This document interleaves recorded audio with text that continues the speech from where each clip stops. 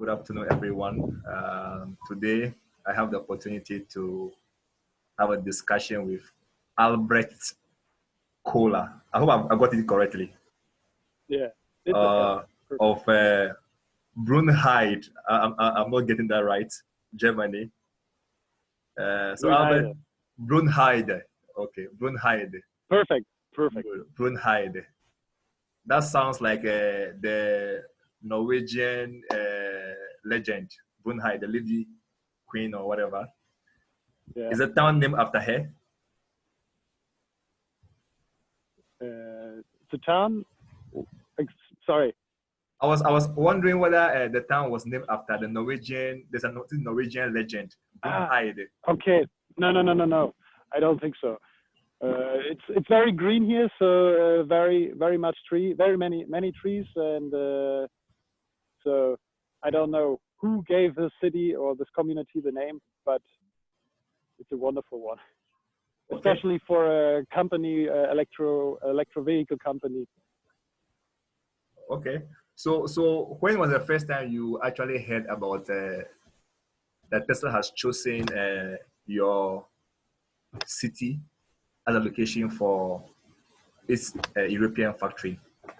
Yeah, it was the 12th of November, where Elon Musk was at the Goldene Lenkrad. It is it's an award, and he took the award and said, "Okay, by the way, I would like to set up a company or a factory here in Berlin area, the Greater Berlin area."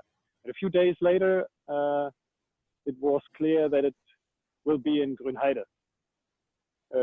You should know, in 2001, BMW wanted to settle a factory here as well. Okay. So I thought, okay, I am living here in Grunheide, and I knew that BMW wanted to settle down their company, and it would be perfect actually for Tesla to settle up a company or a fabric here in Grunheide. And so it came. Okay, so it didn't come as a surprise to you? Actually, yeah. I mean, yes, it was. Actually, in the past I thought here actually it would be a great place here in Grunheide for the Tesla, but I didn't thought about that it would be happen really. So yeah, I was excited when I heard that, and it was totally crazy. At first I thought, oh my gosh, this will change a lot here in this community, and I thought maybe more bad than a positive, but it changed a few days when you think about what could happen here in the area, and yeah, so I'm more positive than negative.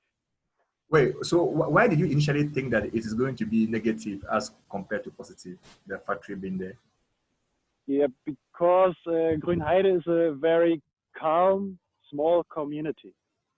And if you think about that the company would like to invest 4 billion euro, then you can actually think about what will change here in the area. So more companies will come, more people will be here in the future, and this will change the whole community and the wider area. So yeah, you have to adapt to this and try to make the best out of it. Okay. Yeah, and the bigger part of the community thinks so.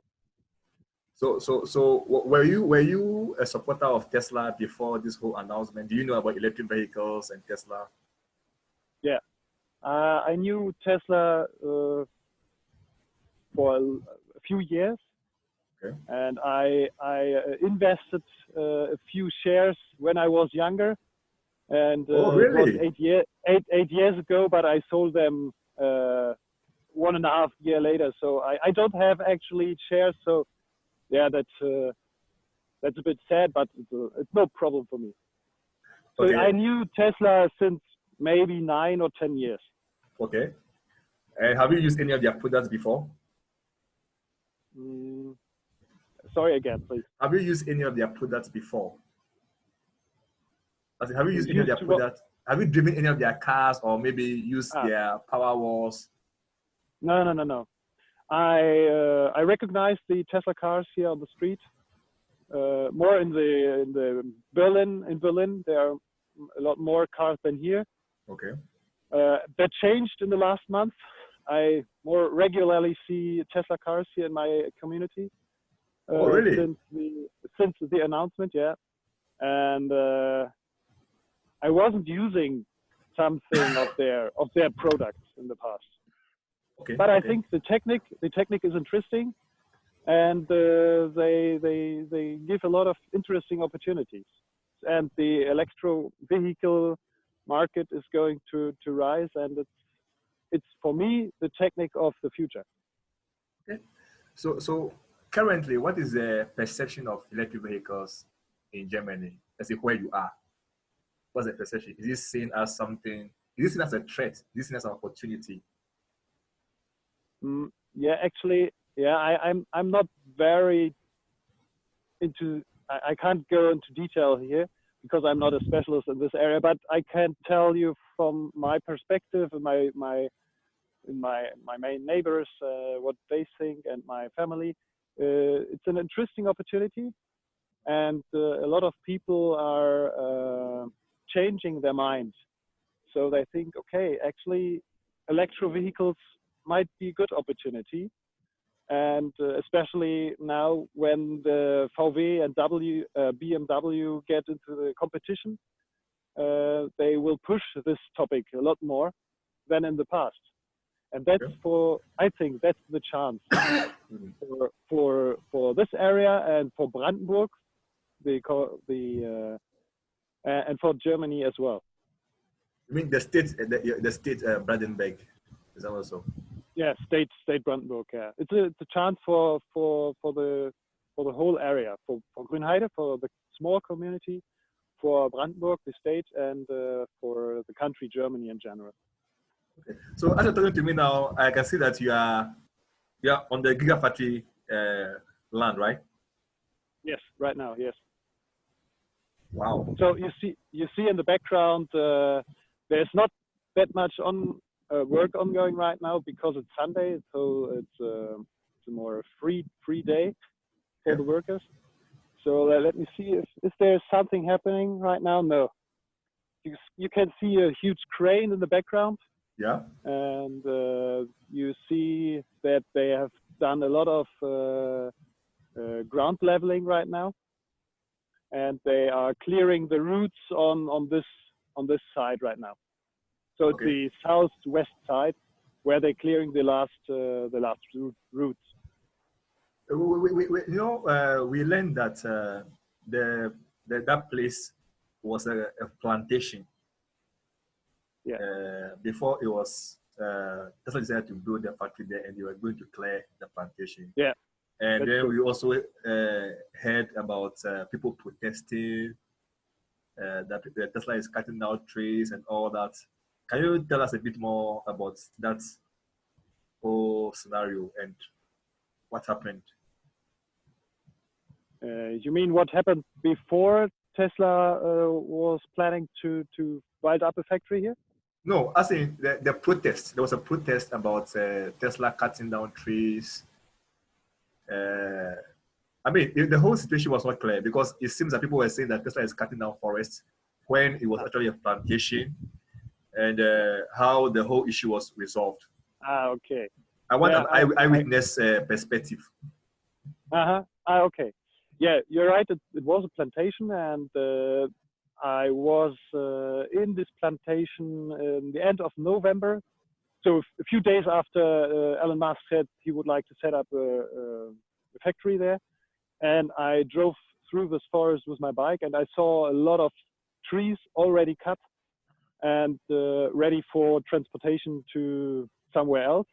So it was an active tree plantation, and it was, for me, it was clear, okay, these trees are going to be cut someday, Anyway. for sure. Anyway, thank you, you're right. And after they announced that they would like to set a factory there, Tesla said they would like to compensate these cleared trees 3 times. so in the Brandenburg state. So it's actually a good compensation rate, because actually when you look in the rules, you have to compensate 1 by 1, and right now they compensate 3 by 1. But few people say, okay, we don't have it black on white, so there's no contract right now. But I think when Tesla or Elon Musk says he would like to compensate a rate by 3 by 1, they will do it. I'm very sure. The 1 by 1 compensation already is in planning. So there exists already a list with the positions where these 1 by 1 compensation will take place. Okay. So it is not it's 19 hectares. It's a huge area, so you can't do it on one spot. You can't compensate on one spot. You have to choose a lot of different spots in the state of Brandenburg. It's very regulated, but there's a place where all this regulation is stitched together, and who is organizing all this stuff. Okay. One of the things that we keep hearing in the media is that Germany is not China.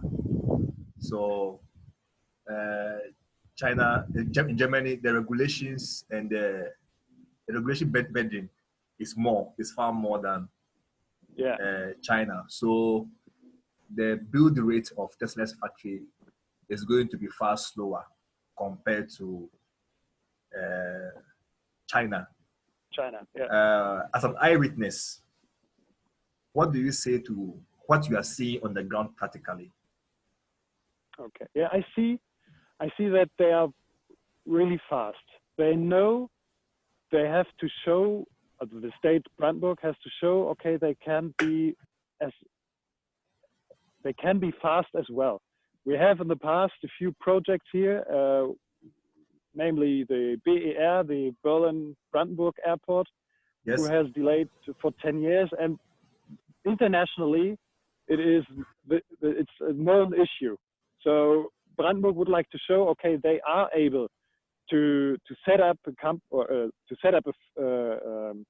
factory in a very short time.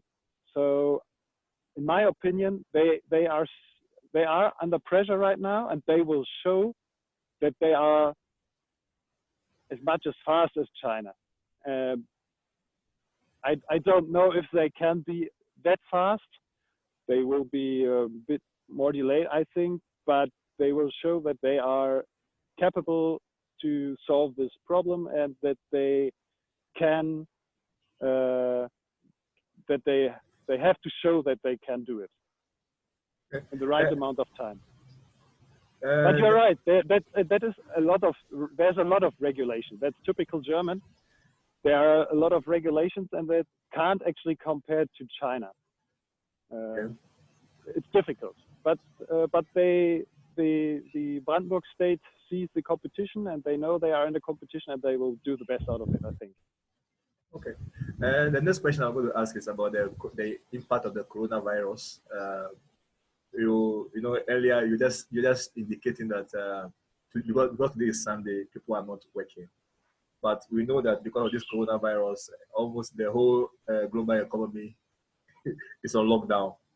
And I think, was it last week or so, that Tesla sent some of their American employees from there back to America. Yeah, so how has the coronavirus affected the project?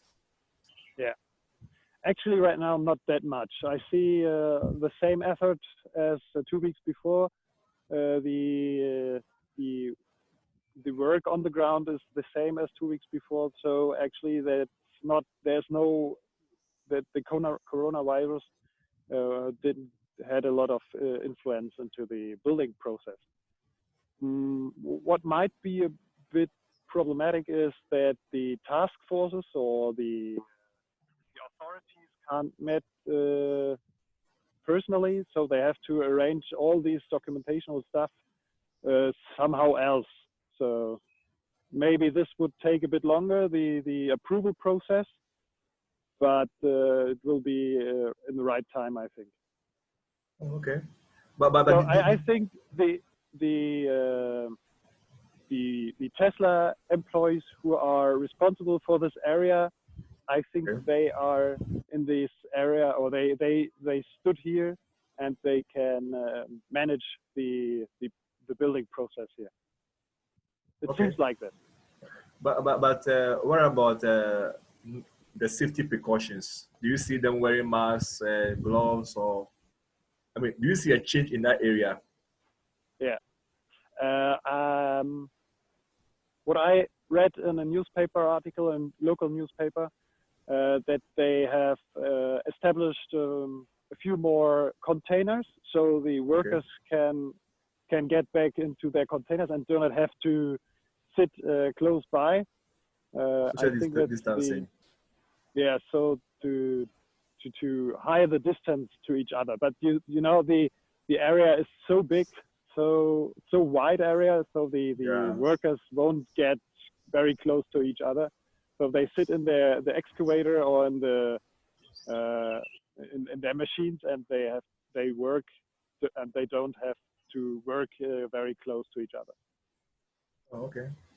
So what made you decide to cover the Giga Berlin? Because you have a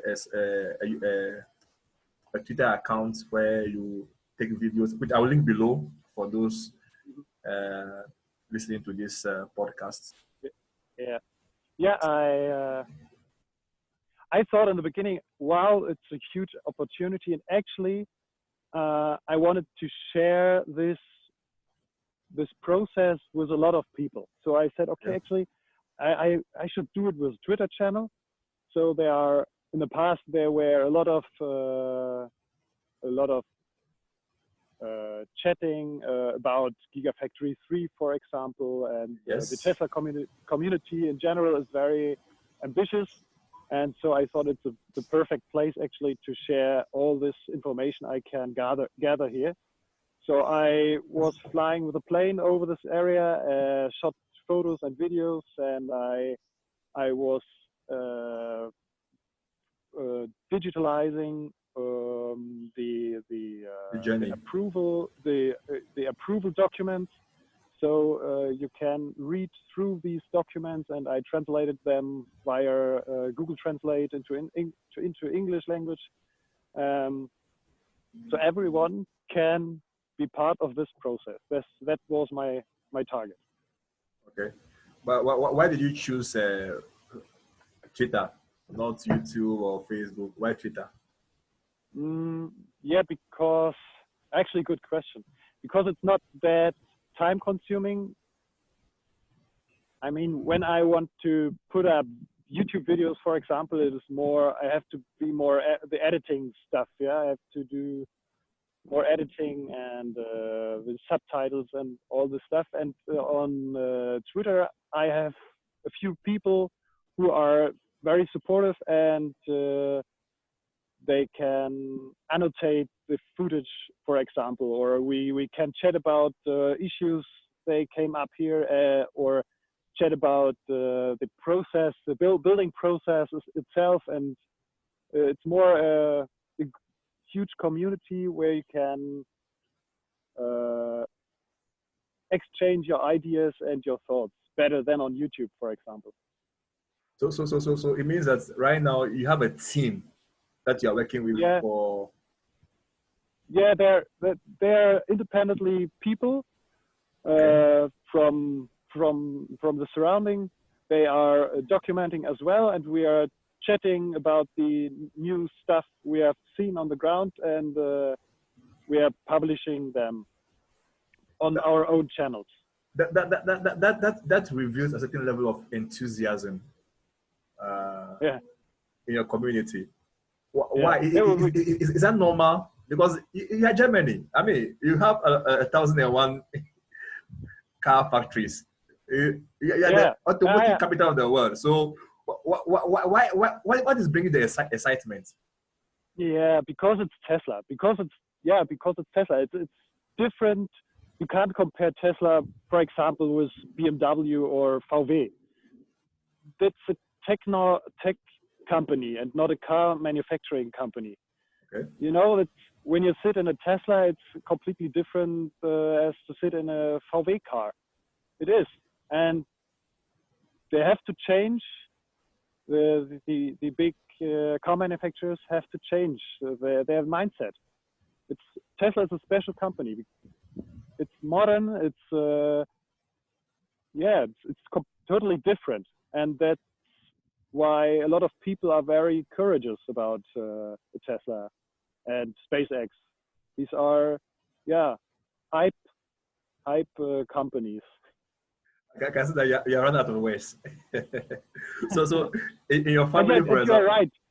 And you're right. We are investing a lot of time here. Yeah, that's true. I can see that. So like your family. Let's make it.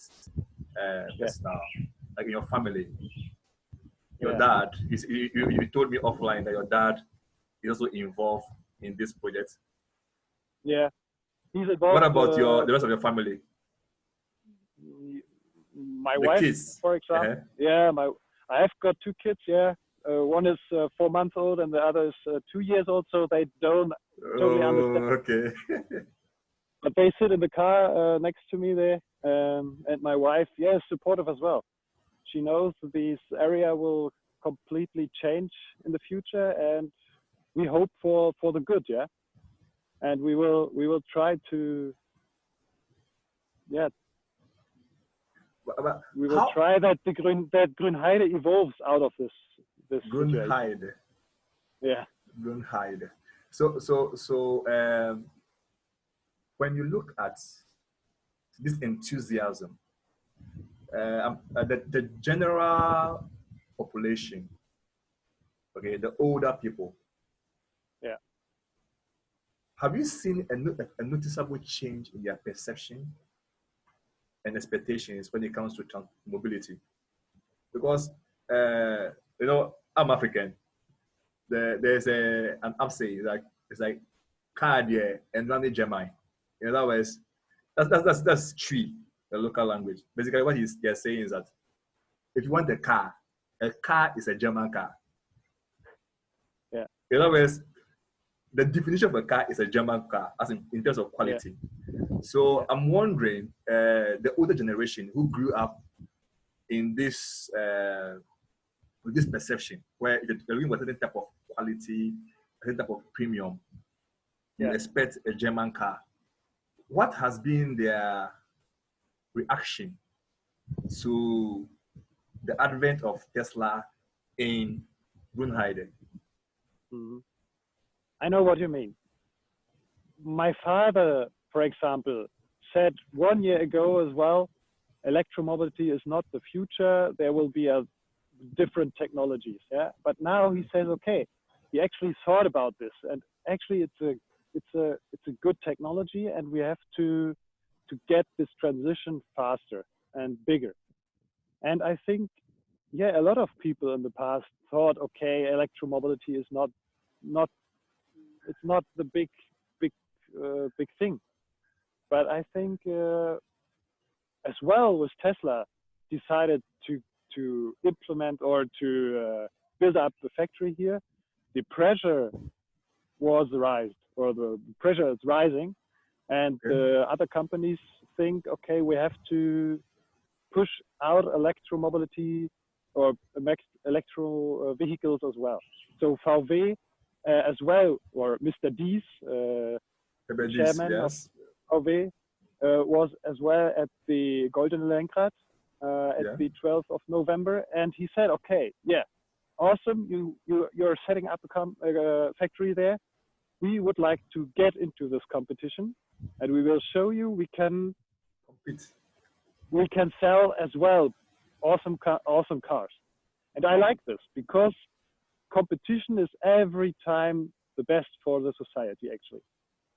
And we will see there will be a lot of different electro vehicles in the future, and we have a huge variety of them. And that makes the environment, well, it's an advantage for the society and for the environment itself. Yeah. And that's a transition. It's a small transition, and a lot of people and a lot of companies will have will be involved into this. What I'm hearing from you is that the fact that Tesla decided to set up a factory in Grunheide has actually affected the plans of the German automotive industry, as in he has forced them to accelerate their plans. Is that accurate? Yeah, that's true. That's true, definitely. I mean, we had a lot of, in the past, the government set a lot of,